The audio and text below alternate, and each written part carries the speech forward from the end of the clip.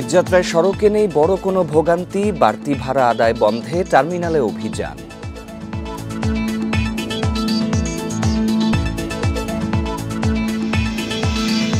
ঈদের আনন্দ ম্লান, জুলাই শহীদদের পরিবারে এখনো ফিরতে পারেননি স্বাভাবিক জীবনে।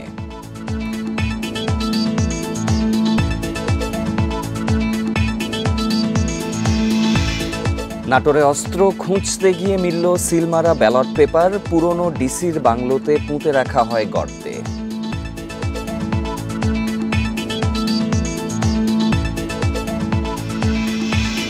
মুন্সিগঞ্জের শ্রীনগরে অটোরিকশা ছিনতাইয়ের চেষ্টা, গণপিটুনিতে নিহত এক, আহত 2 জন হাসপাতালে। এই ঈদে জামা জুতো অ্যাকসেসরিজের ডিসকাউন্ট। সমগ্র বাংলাদেশের শিরোনাম শুনছিলেন, পুরো খবর নিয়ে আছি সাফাত বিন ফরিদ। সড়কে ভোগান্তি ছাড়াই পরিবারের সাথে ঈদ করতে বাড়ি ফিরছেন নগরবাসী। ভোর থেকেই বাস ট্রেনে রয়েছে যাত্রীদের ভিড়, তবে গতকালের তুলনায় কিছুটা কম বলছে পরিবহন কর্তৃপক্ষ। তারা জানান, ছুটি দীর্ঘ হওয়াতে মানুষ ধাপে ধাপে ঢাকা ছাড়ছে। এতে এবার ঈদযাত্রা বেশ স্বস্তিদায়ক হয়েছে।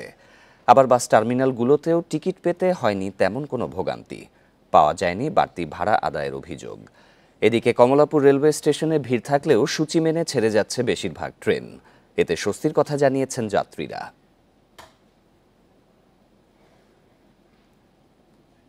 আমি তো এখান থেকে ইয়েতে যাবো, লাকসাম যাবো আর কি। ইনশাল্লাহ ভালো আছে, খারাপ না, এত একটা জামজট নাই। না, এত কষ্ট হয় নাই, ঠিকই চলে, ভালোই লাগতেছে। ঈদ অনেকক্ষণ আগে আসছি, আমরা তো আসছি 7টার দিকে আসছি, এখানে বসে আসছিলাম। ঈদযাত্রায় সড়ক পথে বিভিন্ন স্থানে গাড়ির চাপ থাকলেও নেই দীর্ঘ যানজট। নৌরুটেও স্বস্তি নিয়েই গন্তব্যে যেতে পারছেন লোকজন। সকাল থেকেই ঢাকা ময়মনসিংহ ও ঢাকা টাঙ্গাইল মহাসড়কে যাত্রীদের ভিড় দেখা গেছে। যাত্রীদের পাশাপাশি সড়কে বেড়েছে যানবাহনের চাপ। চান্দনা চৌরাস্তা এলাকায় যান চলাচল করছে ধীর গতিতে। পুলিশ বলছে, ঈদ সামনে নেওয়া হয়েছে বাড়তি উদ্যোগ। ঢাকা টাঙ্গাইল যমুনা সেতু মহাসড়কে স্বাভাবিক গতিতেই চলাচল করছে যানবাহন। ঢাকা মাওয়া এক্সপ্রেসওয়েতে শনিবার ভোর থেকে অতিরিক্ত যানবাহনের চাপ কমে এসেছে। যাত্রীবাহী বাসের পাশাপাশি ব্যক্তিগত গাড়ি ও মোটরসাইকেল নিয়েও ছুটছেন দক্ষিণবঙ্গের মানুষ। পাটুরিয়া, দৌলতদিয়া এবং আরিচা কাজিরহাট নৌরুটে স্বস্তিতে পারাপার হচ্ছেন যাত্রীরা। আগে ভাড়া নিত 300-400 টাকা, এখন সে ভাড়া 500, 600, 800, 1000, 1,000 ভাড়া নিতে। সুন্দর ক্লিয়ার, গাড়ি ঘোড়া চালায় কোনো সমস্যা নাই, যানজট নাই। গেছিলাম রাজশাহীর বাস টার্মিনালগুলোতে অতিরিক্ত ভাড়া আদায় বন্ধে অভিযান চালিয়েছে বিআরটিএ। সকালে নগরীর শিরোইল বাস টার্মিনালে এই অভিযান পরিচালনা করেন বিআরটিএ নির্বাহী ম্যাজিস্ট্রেট আলপনা ইয়াসমিন।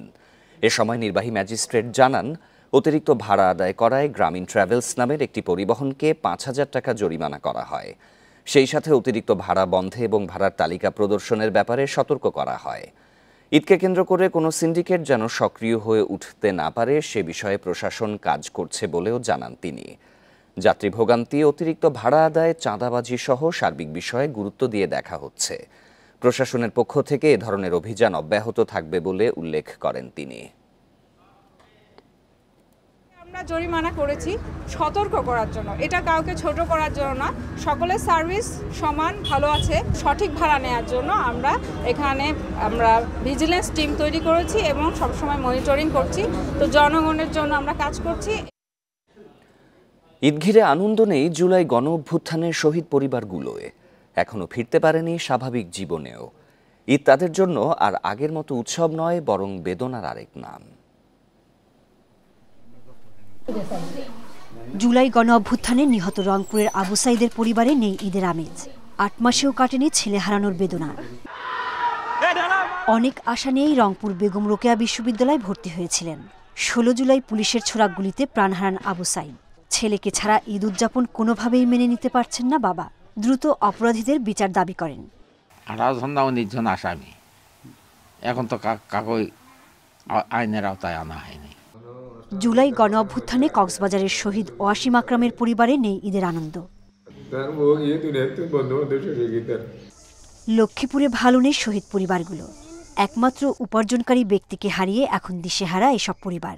যখন ঈদ আসছে তখন তো বাবা আমার বলতো, আম্মু তুমি আমার টাকা দাও, আমি জামা কাপড় কিনবো, কিন্তু এই ঈদটা আমরা কিভাবে কাটাবো, বাবা যে আমার কাছে নেই। সরকারি হিসেবে জুলাই অভ্যুত্থানে প্রাণ হারান নরসিংদী জেলার কমপক্ষে 22 জন। ঈদের স্মৃতি মনে করে শোকে কাতর পরিবারের লোকজন। কিসের ঈদ আমাদের সংসারে ভাই বোনের কোনো মন ভালো আছে? আমার ভূতের বিচারটা লাগিয়ে আমি বিচারটা আমি চাই। ফেনীতে নিহতদের পরিবারে নেই ঈদের আমেজ। আদরের সন্তানকে হারিয়ে হতাশায় দিন পার করছে স্বজন ও পরিবার। সোহেলি জাহান, ইন্ডিপেন্ডেন্ট নিউজ। এবার জানাবো ঈদ কেনাকাটার খবর।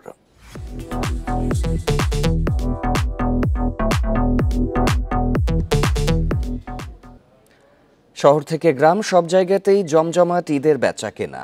ফুটপাত থেকে শুরু করে মার্কেট ও বিপণী বিতানগুলোতে ভিড় ক্রেতাদের। বিক্রি বাড়ায় খুশি বিক্রেতারাও, তবে দাম নিয়ে কিছুটা অসন্তুষ্ট ক্রেতা। ঈদের কেনাকাটায় ভিড় বেড়েছে চট্টগ্রামের মার্কেটগুলোতে। ফুটপাত থেকে শুরু করে শহরের প্রতিটি মার্কেটে গভীর রাত পর্যন্ত এমন ভিড়। ঈদ ঘিরে বিক্রি ভালো বলছেন বিক্রেতারা। বাচ্চার জন্য দেখতে আসলাম, আর আমার নিজের জন্য দেখতে আসলাম, পরিবারের জন্য দেখতে আসলাম। ফাউন্ডেশনের কিনবো, কাজল কিনবো, তারপরে নেল পালিশ কিনতে আসছি। শপিং আমার জন্যই করছি, শার্ট নিছি, তারপর হচ্ছে যে টি শার্ট নিছি আর কি। একই চিত্র সিলেট নগরীর বন্দর বাজার, জিন্দা বাজার, নয়া সড়কের প্রতিটি মার্কেটে। ক্রেতারা বলছেন বৈচিত্র্যময় পোশাক পাওয়া গেলেও দাম কিছুটা বেশি। বিক্রেতাদের দাবি উপকরণের দাম বাড়ায় পোশাকের দাম কিছুটা বেড়েছে। পছন্দসই কাপড় চোপড় আছে, দাম দর গতবারের তুলনায় একটু বেশি। ছেলেদের পোশাক যেগুলো আছে এগুলো দেশি প্রোডাক্টের উপরেই তারা ঝুঁকে নিছে, এবং দেশিগুলো আমাদের প্রোডাক্ট খুব ভালো এবং দামেও মোটামুটি সাশ্রয় আছে। জয়পুরহাটের মার্কেটগুলোতেও বেড়েছে ক্রেতা। গত বছর ভারতীয় পোশাকের আধিক্য থাকলেও এবার সেই জায়গা নিয়েছে পাকিস্তানি থ্রি পিস, লেহেঙ্গা সহ বিভিন্ন পোশাক। পাকিস্তানি প্যাটার্নগুলো বেশি চলতেছে, পাকিস্তানি ডিজাইনগুলো মানে কাস্টমার এসে বলতেছে পাকিস্তানি ডিজাইনের কিছু দেখা। বর্তমানে এমন অবস্থা যে পাকিস্তানি ড্রেসে একদম মার্কেট ছেয়ে গেছে, সেই জন্য সবাই এখন পাকিস্তানি ড্রেসের প্রতি ঝুঁকতেছে। অনেকগুলো জামা কাপড় কিনেছি আমি আমার ভাই বোনের জন্য, বাবা মার জন্য, সবার জন্যই কিনেছি। মৌলভীবাজারের বড় শপিং মল থেকে শুরু করে গ্রামীণ হাট বাজারের দোকান সহ সব জায়গাতেই ভিড়। পরিবার পরিজন নিয়ে সবাই কিনছেন পছন্দের পোশাক, জুতা, কসমেটিক্স। তাপস সরকার, ইন্ডিপেন্ডেন্ট নিউজ। টানা 9 দিনের ঈদের ছুটিতে সিলেটের সব হোটেল মোটেলের 80% রুম বুকিং হয়ে গেছে। পর্যটকদের আগমন ঘিরে জেলা পুলিশ ও হাইওয়ে পুলিশের সমন্বয়ে নেওয়া হয়েছে বিশেষ নিরাপত্তা ব্যবস্থা।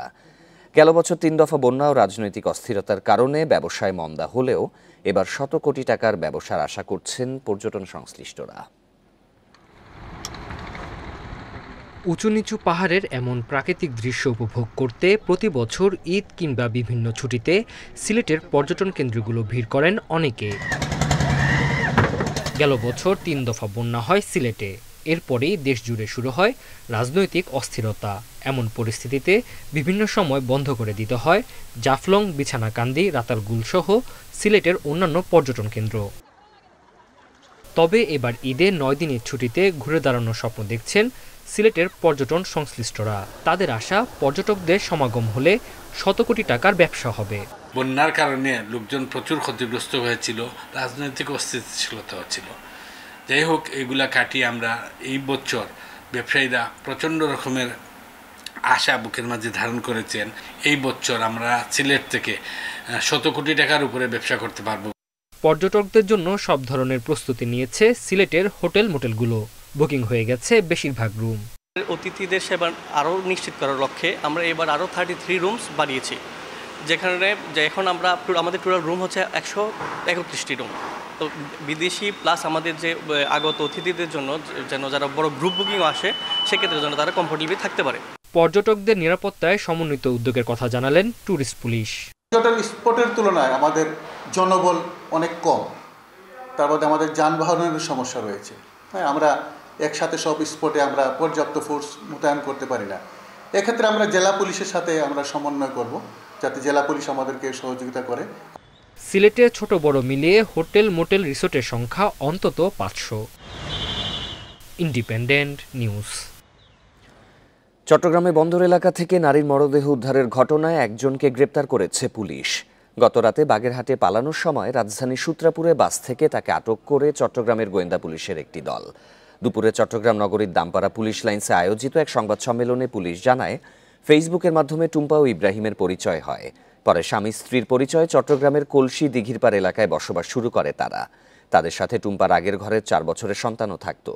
তবে তাদের মধ্যে সন্দেহ প্রবণতা ও ঝগড়া বিবাদ বাড়তে থাকে বলে জানায় পুলিশ। এরই জেরে ঘরে থাকা রশি দিয়ে শ্বাসরোধে টুম্পাকে হত্যা করে পালিয়ে যায় ইব্রাহিম।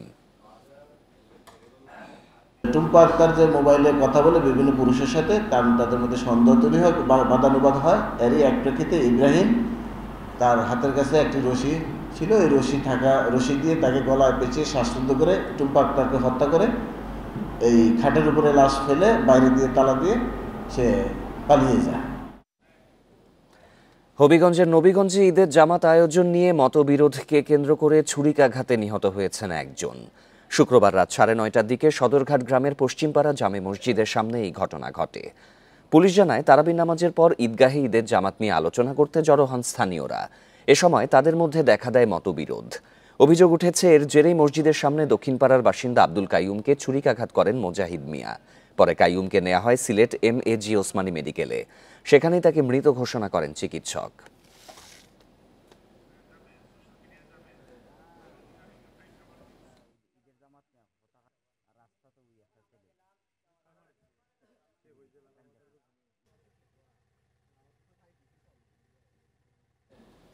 এই ছিল সমগ্র বাংলাদেশে। আরও জানতে চোখ রাখুন ফেসবুক, ইউটিউব এবং এক্সে।